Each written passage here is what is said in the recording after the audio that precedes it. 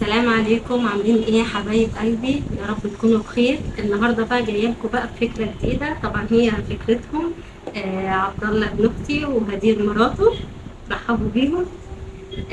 هنعمل النهارده تحدي على طبق كشري كبير.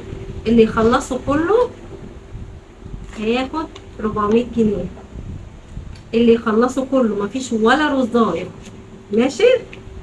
استعد تمام. العشاء بالله. يلا بس خلينا لايكات هنا بقى. عشان خاطر ايه ما تتفرجش. فين معلقتي؟ اهي عشان تاخدوا مني المعلقة.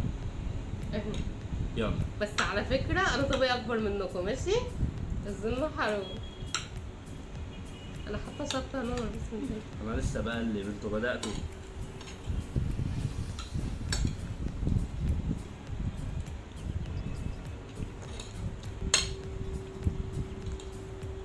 على فكرة انا طبيعي اكبر واحدة، ماشي؟ عشان حاطة صلصة ومكرونة قد انا هخلص قبله. هو مش بالوقت، هو اللي يخلص. طب واللي الطبق هيخلص كله. هياخد ايه؟ 400 جنيه بس مش بالوقت. المهم اللي يخلص الطبق كله. الواحد عليه ديون. 400 جنيه الحمد لله. تدينا النص.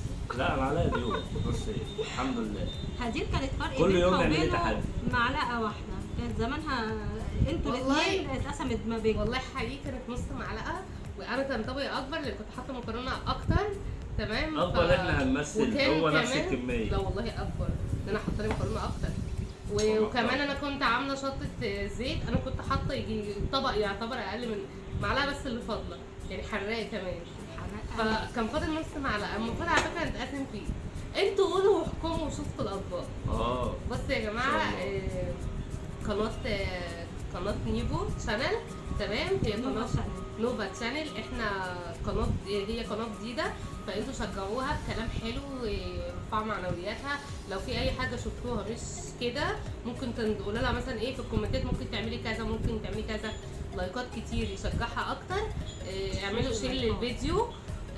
لو حبيتونا ان احنا نكمل احنا معاكم. قولوا لنا رايكم في التعليقات على الفيديو. تمام. سلام.